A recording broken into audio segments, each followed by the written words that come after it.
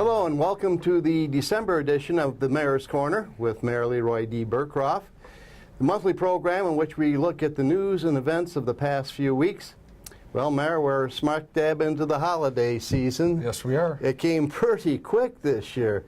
We made it through Thanksgiving, the opening of deer season, and now here we are in the holiday season. Tree lighting.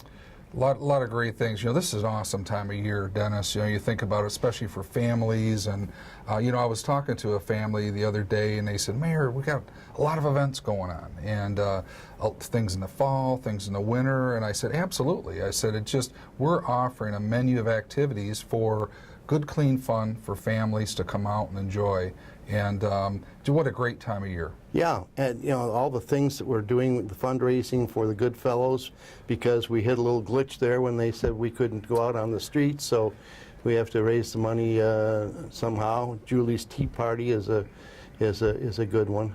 Yeah, change in plans a little bit but for safety purposes. Right, so right. This year you won't see us standing on street corners for safety, but we still need help for Goodfellows. And Goodfellows is a cause that helps a lot of families that may not have a Christmas.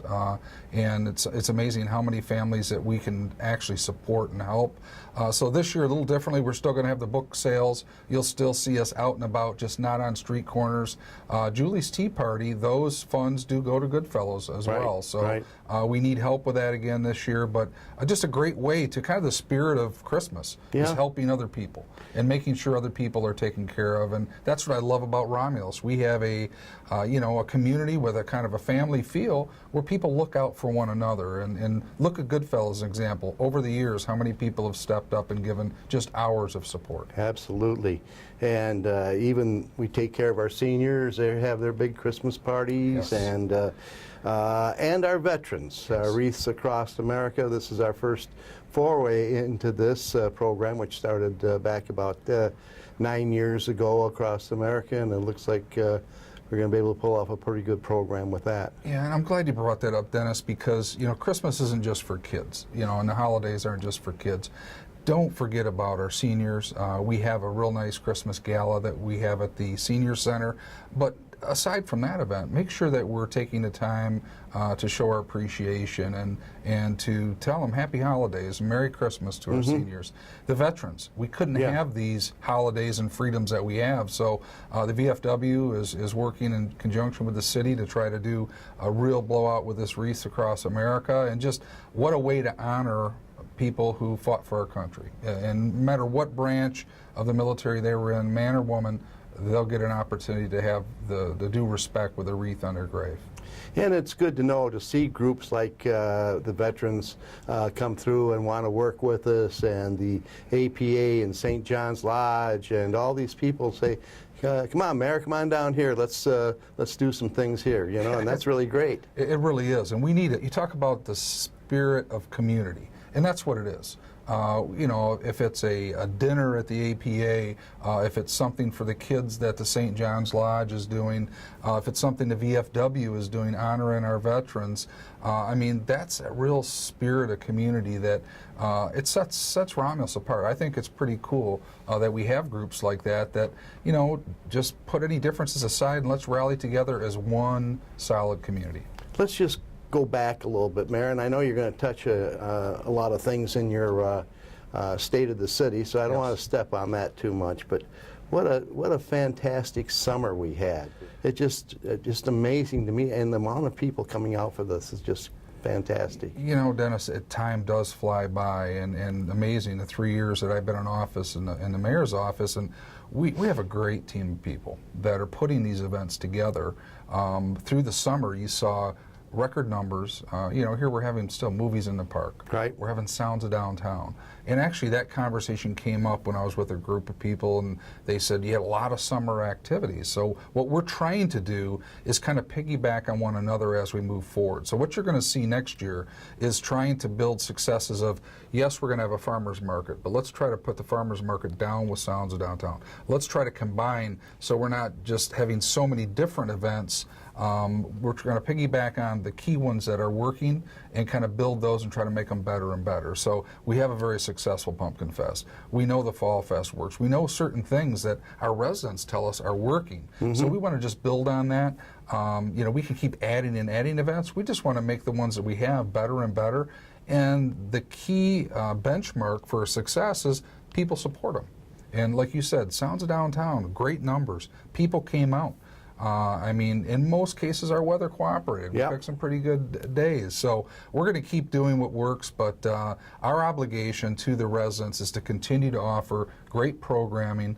And if you look at everything we're doing, Dennis, we're doing it you know, very frugal as it comes to the budget. So we're getting sponsors for Sounds of Downtown. We're doing other things to raise money to help provide these. So from a taxpayer standpoint, they should be just thrilled. Pleased. Yeah, yeah. We're not dipping into the coffers for these programs, and a lot of fundraising going on to help us out on that.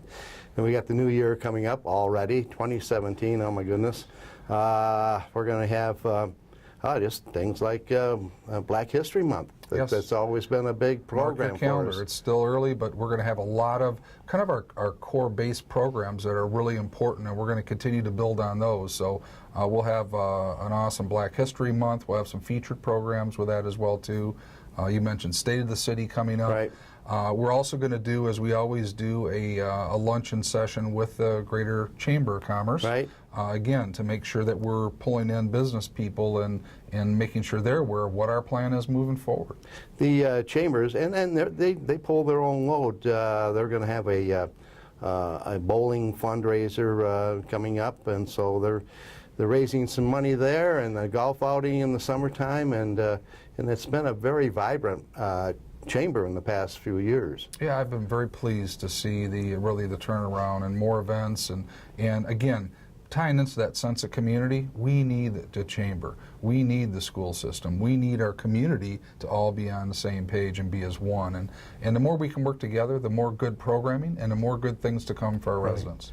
We've got the Mayor's Ball coming up. Yes, we do. And this was a big thing for Richard Donahue, who passed away here not too long ago, and that was one of the things that he started and put a lot of money into that foundation. It was very nice. You know, we work along Mayor Conley from Belleville and myself. We've been doing the Mayor's Ball to basically help kids. And Richard Donahue, who had been a longtime supporter of that, he was the one, and actually now, of course, the Belleville Club is now the Donahue Club, Richard and Pat Donahue Club, but we're helping the same group of kids. Our staff works together, our advisory boards work together, and here we are just having fun, getting dressed up, having auctions, having a good time, with all those proceeds going to the Boys and Girls Club. So no downside to that one. No, but mark your calendar, February 11th. There's still information out there and tickets available.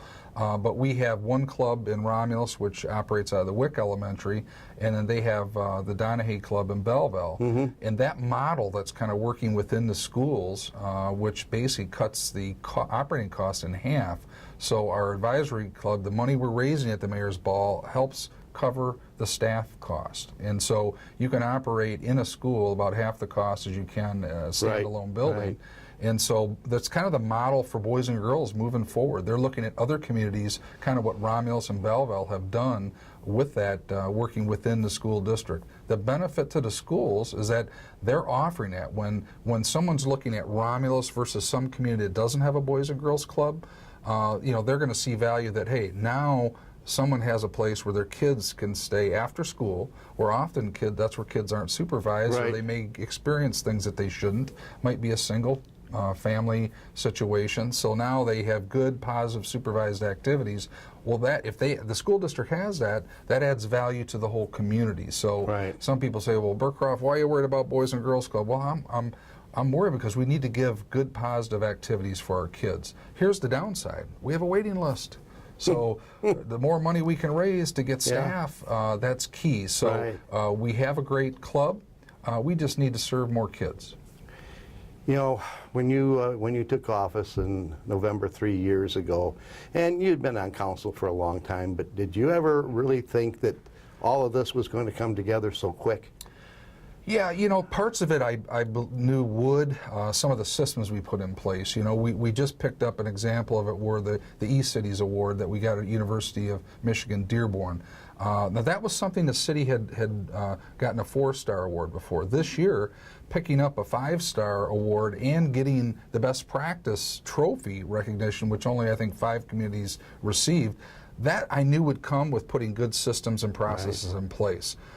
We still have a lot more work to do. We have a lot of things that we want to get accomplished, but on the operational side, the system side, the budget side, you know, it's coming together, and it's coming together because we have a great team of people. And you know, some of it's surprising when you look back how fast it's gone, Dennis, but we're doing good work. You've been watching the December edition of Mayor's Corner with Mayor Leroy D. Burkroff.